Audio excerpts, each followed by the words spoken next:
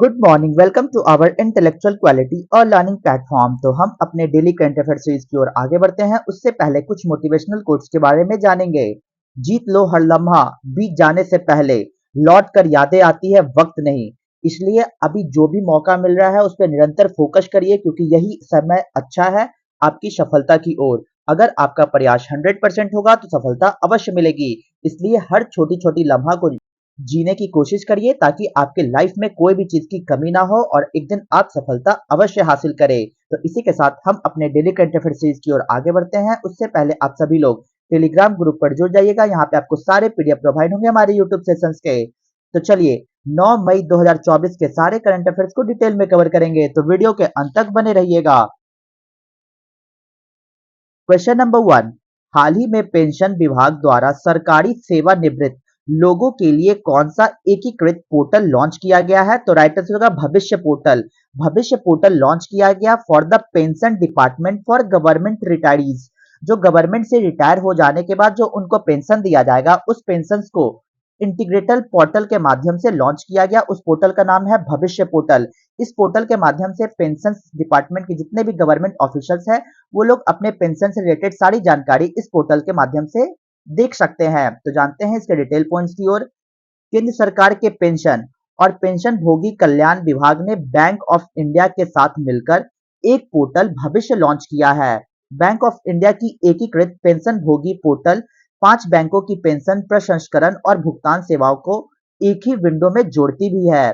Pension भोगियों को bank बदलने, जीवन प्रमाण पत्र जमा करने की स्थिति, पेंशन पर्ची, फॉर्म 16, पेंशन रसीद की जानकारी जैसी बैंकों से संबंधित परेशानियों को कम करने के लिए पेंशन वितरण करने वाले बैंकों की वेबसाइट की पेंशनर पोर्टल के साथ एकीकृत किया जा रहा है। तो सबसे इंटरेस्टिंग फैक्ट्स आपको याद रखना होगा कि वो जो भी पेंशनकारी है, जो पेंशन को लेते हैं, पेंशन को अडॉप्ट करते हैं, तो वो बैंकों के जितने भी प्रोसेस है, चाहे जीवन प्रमाण पत्र जमा करने से रिलेटेड, पेंशन पर्ची से रिलेटेड, चाहे फॉर्म 16 से रिलेटेड या फिर पेंशन रसीद की जानकारी जैसी रिलेटेड संबंधियों से बैंकों से संबंधित जितने भी परेशानियां हैं, उन सभी को कम करने के लिए पेंशन डिपार्टमेंट ऑफ पेंशन और पेंशनर्स के द्वारा एक पोर्टल को लॉन्च किया गया और उस पोर्टल का नाम दिया गया है भविष्य। तो ये सारे फैक्टर्स याद रखने होंगे और इसी के साथ आपको ये भी पॉइंट्स याद रखकर चलना होगा कि भविष्य पोर्टल को भारतीय स्टेट बैंक और bank of Baroda, Punjab national bank और केनरा बैंक की संबंधित सेवाओं के साथ एकीकृत करने का काम पूरा हो चुका है।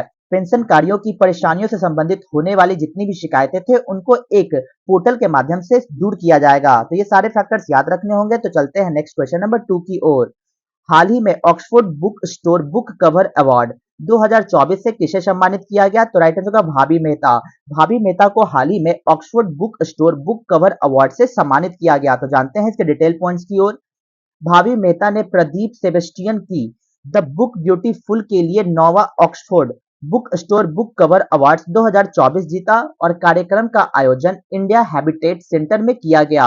मेहता को एक ट्रॉफी, प्रमाण पत्र और 1 लाख रुपए का नगद पुरस्कार भी मिला है।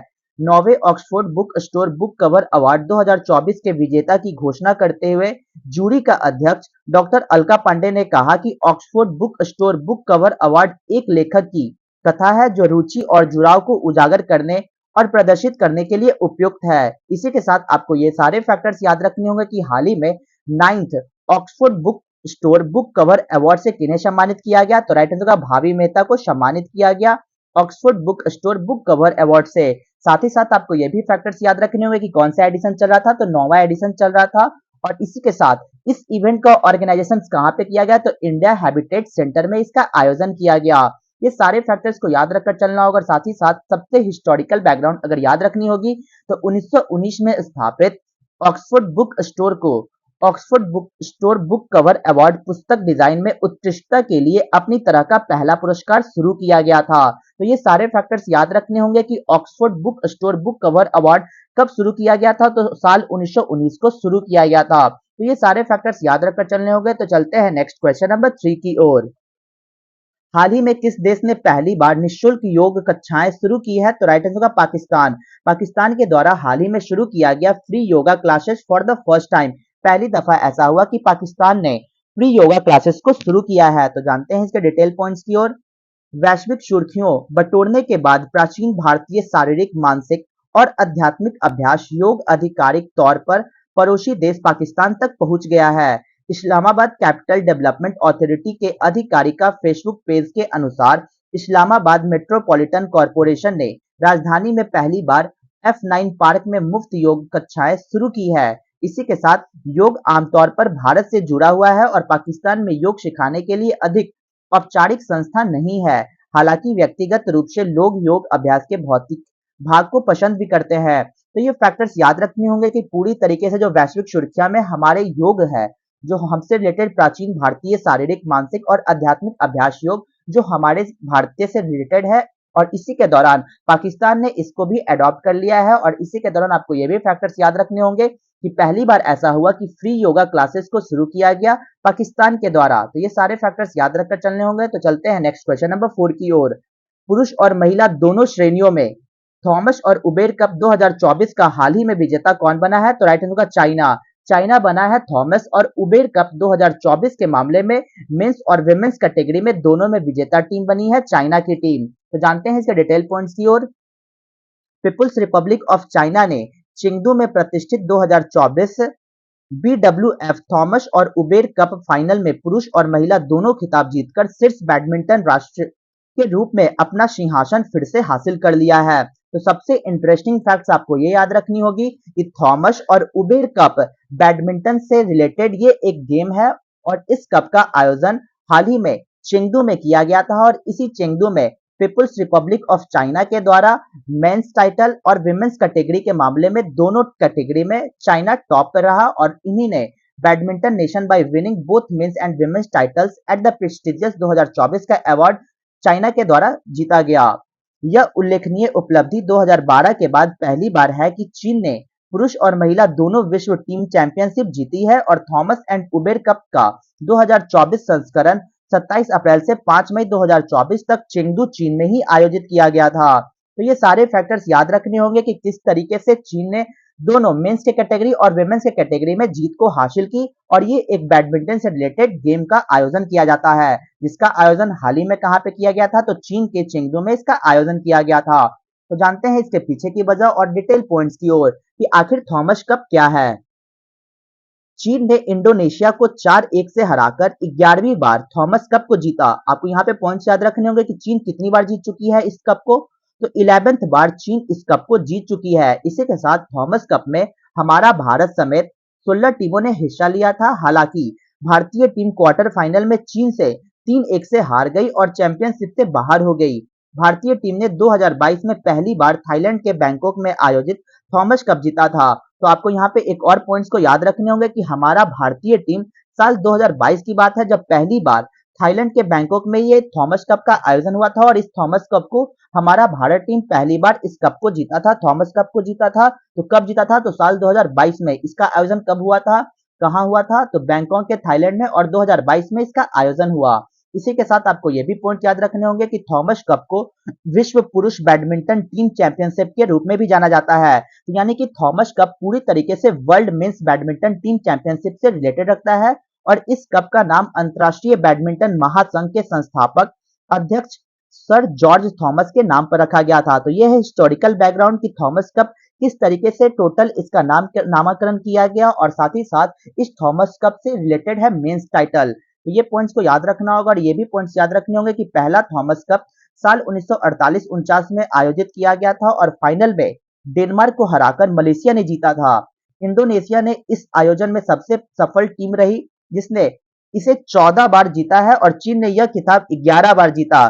2016 में थॉमस कप जीतने वाला एकमात्र गैर एशियाई देश डेनमार्क बना था। तो ये सारे बैकग्राउंड आपको याद रखने होंगे थॉमस कप से रिलेटेड। तो जानते हैं उबेर कप के बारे में। चीनी महिला टीम ने इंडोनेशिया को 3-0 से हराकर 16वीं बार उबेर कप जीता। तो यहाँ पे आपको ये भी फैक्टर्स याद रखने होंगे कि चीन ने उबेर कप वो भी विमेंस के टाइटल में कितनी बार जीती है? तो 16th बार। थॉमस कप मेन से रिलेटेड कप है और उबेर कप विमेन से रिलेटेड ये कप है। इसी के दौरान चीनी महिला टीम ने पूरे टूर्नामेंट में दबदबा बनाए रखा और लगातार 24 गेम जीते। भारतीय महिला टीम क्वार्टर फाइनल में जापान से 3-0 से हार गई। महिला बैडमिंटन टीम चैंपियनशिप को उबेर कप के नाम से भी जाना जाता है। तो ये देखिए यहाँ पे आपको ये पॉइंट्स याद रखना होगा। जिस तरीके से men's badminton team championship Thomas cup के नाम से जाना जाता है और महिला बैडमिंटन टीम चैंपियनशिप को उबेर कप के नाम से जाना जाता है। इस ट्रॉफी का नाम इंग्लैंड की महान बैडमिंटन खिलाड़ी बेट्टी उबेर के नाम पर रखा गया था। 1984 से उबेर का आयोजन थॉमस कप के साथ उसी स्थान पर किया जाता रहा जो पहला उबेर कप 1956 से 57 में आयोजित किया गया था और यूएसए टीम ने जीता था। चीन ने सबसे सफल टीम रही और जिसने इसे 16 बार जीता और जापान ने इसे 6 बार जीता है। भारतीय महिला टीम ने कभी भी उबेर कप नहीं जीती है। तो ये भी पॉइंट्स याद रखने होंगे। अगर एग्जाम पॉइंट ऑफ व्यू से ये पूछा जाएगा कि भारतीय महिला टीम क्या उबेर कप जीती है, तो उन्होंने एक बार भी उबेर कप नहीं जीती है और सबसे ज्यादा बार चाइना की टीम ने जीती है जो 16 बार और जापान की टीम 6 बार जीती है। तो ये सारे बैकग्राउंड को मैंने कवर किया है, बहुत ही इंटरेस्टिंग पॉइंट्स है। तो इसी के साथ हम चलते हैं नेक्स्ट क्वेश्चन नंबर 5 की ओर। हाल ही में बिजनेस मैनेजमेंट में हार्वर्ड यूनिवर्सिटी का पाठ्यक्रम शुरू करने वाला भारत का पहला विश्वविद्यालय कौन सा है? तो राइट आंसर होगा Chandigarh university. Chandigarh university first university बनी है हमारी भारत की जिन्होंने इंट्रोड्यूस किए हैं हार्वर्ड यूनिवर्सिटी कोर्स को, वो भी बिजनेस मैनेजमेंट में। तो जानते हैं इसके डिटेल पॉइंट्स की ओर। चंडीगढ़ विश्वविद्यालय प्रतिष्ठित संयुक्त राज्य अमेरिका स्थित विश्वविद्यालय के साथ एक समझौता ज्ञापन पर हस्ताक्षर करके हार्वर्ड विश्वविद्यालय सहयोगात्मक व्यवसाय प्रबंधन कार्यक्रम शुरू करने वाला पहला भारतीय विश्वविद्यालय बन गया है।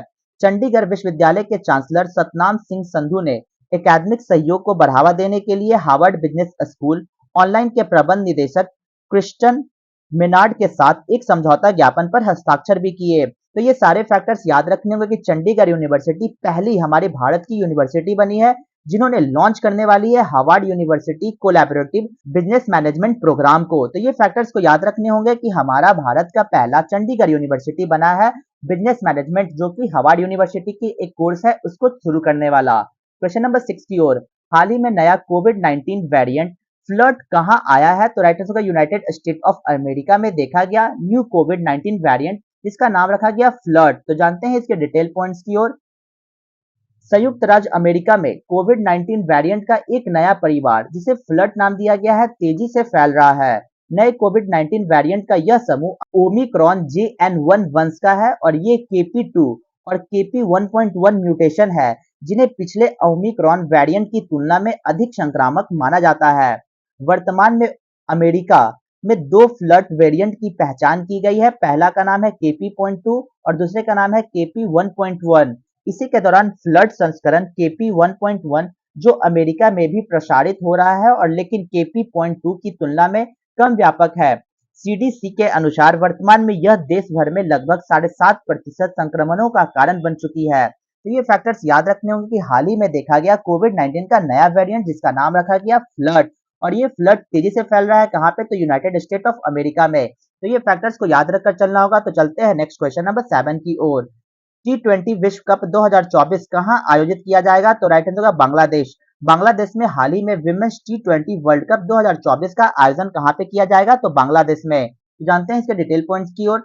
अंतर्राष्ट्रीय क्रिकेट परिषद ने बांग्लादेश में 3 से 20 अक्टूबर तक होने वाले 9वें ICC महिला T20 विश्व कप 2024 के कार्यक्रम की घोषणा की। एग्जाम पॉइंट ऑफ व्यू से ये बहुत ही इंटरेस्टिंग पॉइंट्स हो जाएंगे कि ICC women's T20 world cup 2024 का आयोजन कहां पे किया जाएगा? तो राइट आंसर होगा बांग्लादेश में।